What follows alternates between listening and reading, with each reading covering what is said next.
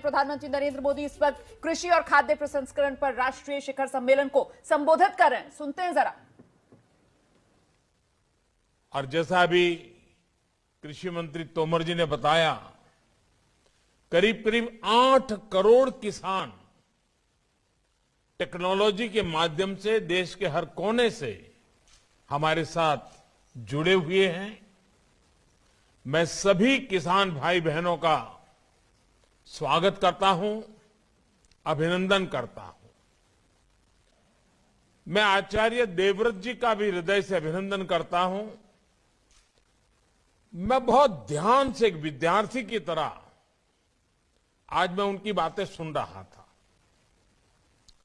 मैं स्वयं तो किसान नहीं हूं, लेकिन बहुत आसानी से मैं समझ पा रहा था कि प्राकृतिक कृषि के लिए क्या चाहिए, क्या करना है।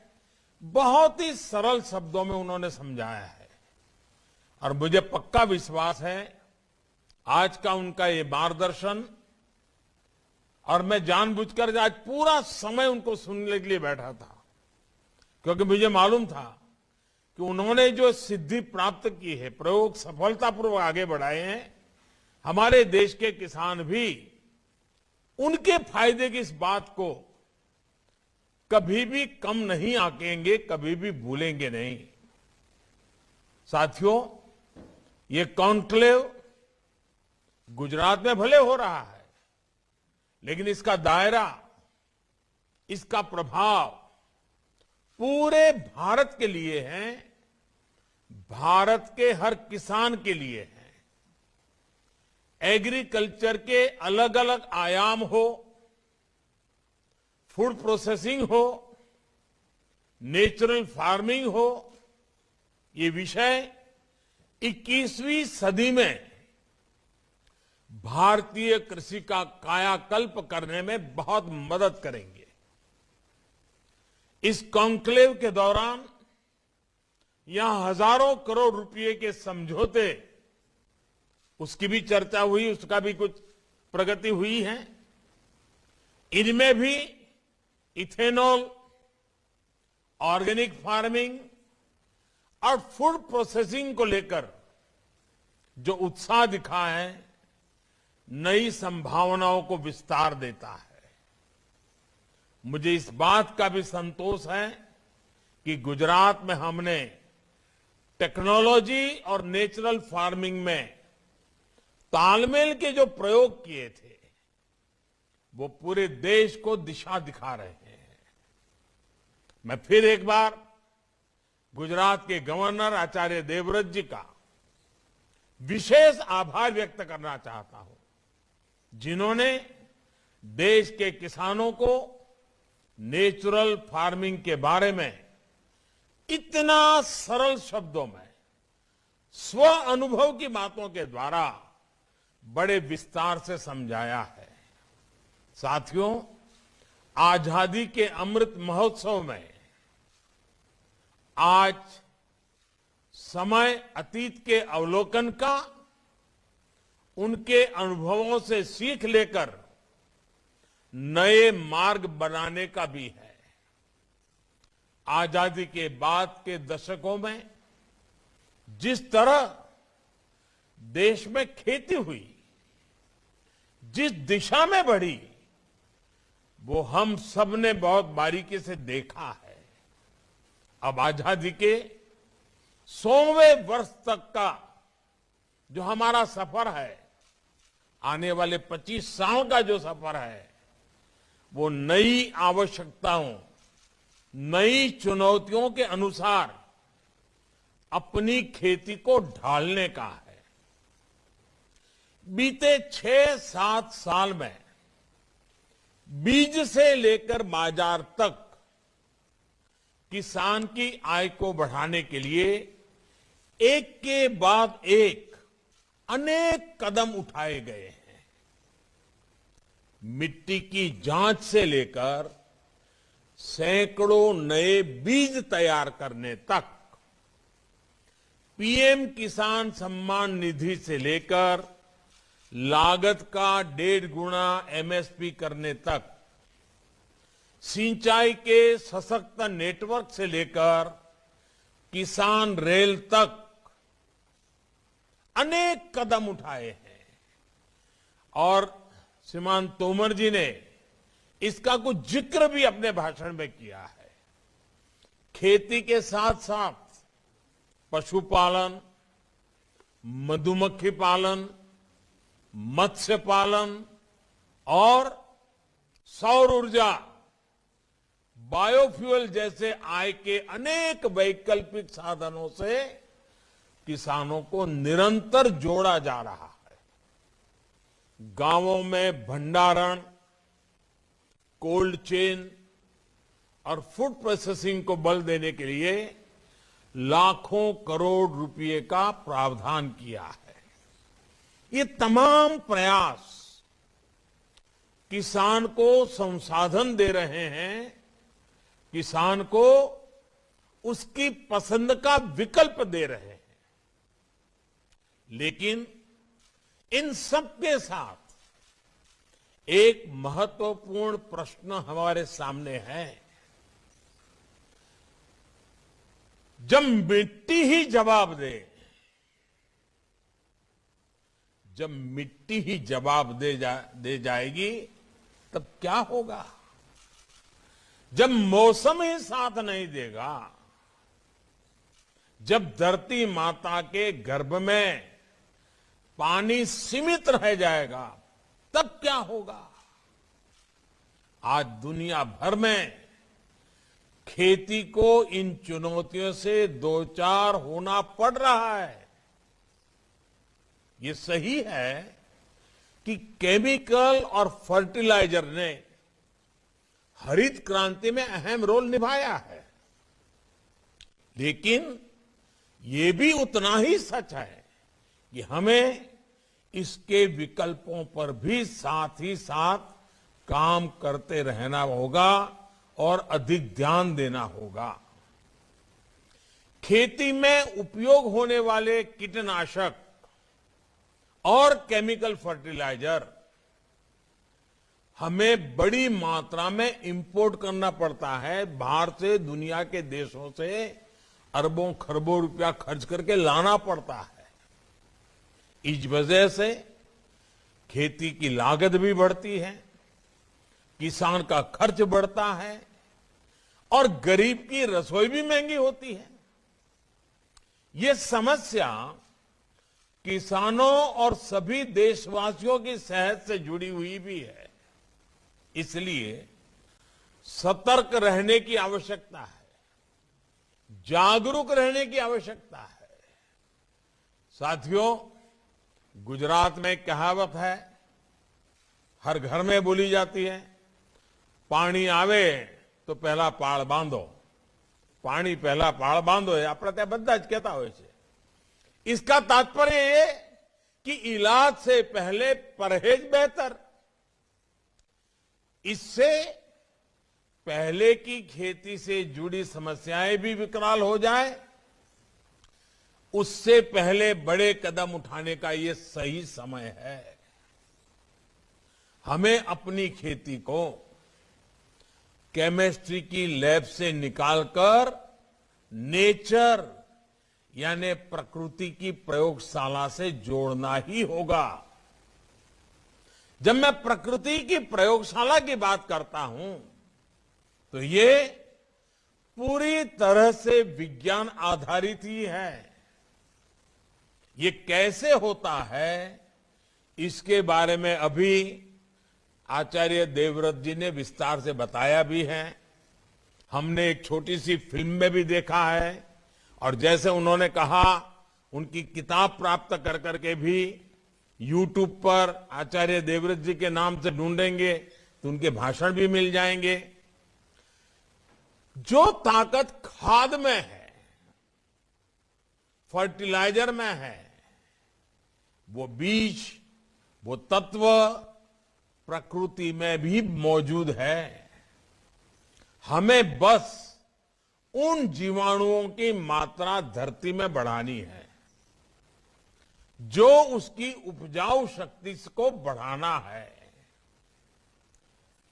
कई एक्सपर्ट्स कहते हैं कि इसमें देसी गायों की भी अहम भूमिका है। जानकार कहते हैं कि गोबर हो, गौमूत्र हो, इससे आप ऐसा समाधान तैयार कर सकते हैं जो फसल की रक्षा भी करेगा और उर्वरा शक्ति को भी बढ़ाएगा। बीज से लेकर मिट्टी तक सबका इलाज आप प्राकृतिक तरीके से कर सकते हैं। इस खेती में ना तो खाद पर खर्च करना है, ना कीटनाशक पर। इसमें सिंचाई की आवश्यकता भी कम होती है और बाढ़ सूखे से निपटने में भी ये सक्षम होती है। चाहे कम सिंचाई वाली जमीन हो या फिर अधिक पानी वाली भूमि, प्राकृतिक खेती से किसान साल में कई फसलें ले सकता है। यही नहीं, जो गेहूं, धान, दाल या जो भी खेत से कचरा निकलता है, जो पराली निकलती है, उसका भी इसमें सदुपयोग किया जाता है। यानी कम लागत, ज्यादा मुनाफा। यही तो प्राकृतिक खेती है। साथियों, आज दुनिया जितना आधुनिक हो रही है, उतना ही बैक टू बेसिक की ओर बढ़ रही है। इस बैक टू बेसिक का मतलब क्या है? इसका मतलब है अपनी जड़ों से जुड़ना। इस बात को आप सब किसान साथियों से बेहतर कौन समझता है? हम जितना जड़ों को सींचते हैं, उतना ही पौधे का विकास होता है। भारत तो एक कृषि प्रधान देश है। खेती किसानी के इर्द गिर्द ही हमारा समाज विकसित हुआ है, परंपराएं पोषित हुई है, पर्व त्योहार बने हैं। यहां देश के कोने कोने से किसान साथी जुड़े हैं। आप मुझे बताइए, आपके इलाके का खान पान, रहन सहन, त्योहार, परंपराएं, कुछ भी ऐसा जिस पर हमारी खेती का, फसलों का प्रभाव न हो? कुछ भी नहीं है। जब हमारी सभ्यता किसानी के साथ इतना फली फूली है, तो कृषि को लेकर हमारा ज्ञान विज्ञान को कितना समृद्ध रहा होगा, कितना वैज्ञानिक रहा होगा। इसलिए भाइयों बहनों, आज जब दुनिया ऑर्गेनिक की बात करती है, नेचुरल की बात करती है, आज जब बैक टू बेसिक की बात होती है, तो उसकी जड़ें भारत से जुड़ती दिखाई पड़ती हैं। साथियों, यहां पर कृषि से जुड़े कई विद्वान लोग उपस्थित हैं, जिन्होंने इस विषय पर व्यापक शोध किया है। आप लोग जानते ही हैं, हमारे यहां ऋग्वेद और अथर्ववेद से लेकर हमारे पुराणों तक कृषि, पाराशर और काश्यपीय कृषि सूक्त जैसे प्राचीन ग्रंथों तक, और दक्षिण में तमिलनाडु के संत तिरुवल्लुवर जी से लेकर उत्तर में कृषक कवि घाघ तक हमारी कृषि पर कितनी बारीकियों से शोध हुआ है। जैसे एक श्लोक है, गोहितः क्षेत्रगामी च कालजो बीज तत्परः, कालज्ञो बीज तत्परः, वितंद्रः सर्वशास्त्राढ्य कृषको न अवसीदति। अर्थात जो गोधन का, पशुधन का हित जानता हो, मौसम समय के बारे में जानता हो, बीज के बारे में जानकारी रखता हो और आलस न करता हो, ऐसा किसान कभी परेशान नहीं हो सकता, गरीब नहीं हो सकता। ये एक श्लोक नेचुरल फार्मिंग का सूत्र भी है और नेचुरल फार्मिंग की ताकत भी बताता है। इसमें जितनी भी संसाधनों का जिक्र है, सारे प्राकृतिक रूप से उपलब्ध हैं।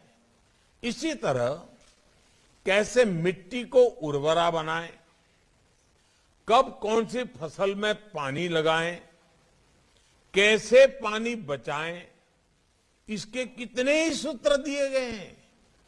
एक और बड़ा प्रचलित श्लोक है, नैऋत्यार्थ ही धान्यानाम जलम भाद्रे विमोचयते मूलम मात्र तो संस्थाप्य कार्य जट मोक्षणम, यानी फसल को बीमारी से बचाकर पुष्ट करने के लिए भादों के महीने में पानी को निकाल देना चाहिए। केवल जड़ों के लिए ही पानी खेत में रहना चाहिए। इसी तरह कवि गाग ने भी लिखा है, गेहूं बाहें, चना दलाएं, धान गाहें, मक्का निराएं, उख कसाए, यानी खूब वाह करने से गेहूं, खोंटने से चना, बार बार पानी मिलने से धान, निराने से मक्का और पानी में छोड़कर बाद में गंगा बोने से उसकी फसल अच्छी होती है। आप कल्पना कर सकते हैं, करीब करीब 2000 वर्ष पूर्व तमिलनाडु में संत तिरुवल्लुवर जी ने भी खेती से जुड़े कितने ही सूत्र दिए थे। उन्होंने कहा था, तोड़ी पुडुड़ी कच्छचा उणक्किन पीड़ी थेरुवम बेंडादू सालप पड़ुम, अर्थात if the land is dried so as to reduce 1 ounce of earth to quarter, it will grow plentifully even without a handful of manure. साथियों, कृषि से जुड़े हमारे इस प्राचीन ज्ञान को हमें न सिर्फ फिर से सीखने की जरूरत है, बल्कि उसे आधुनिक समय के हिसाब में तराशने की भी जरूरत है। इस दिशा में हमें नए सिरे से शोध करने होंगे, प्राचीन ज्ञान को आधुनिक वैज्ञानिक फ्रेम में डालना होगा। इस दिशा में हमारे आईसीएआर जैसी संस्थानों की, कृषि विज्ञान केंद्रों, कृषि विश्वविद्यालयों की भूमिका बहुत बड़ी हो सकती है। हमें जानकारियों को केवल रिसर्च पेपर्स और थियरीज तक ही सीमित नहीं रखना है, हमें उसे एक प्रैक्टिकल सक्सेस से बदलना होगा। लैब टू लैंड, यही हमारी यात्रा होगी। इसकी शुरुआत भी हमारे ये संस्थान कर सकते हैं।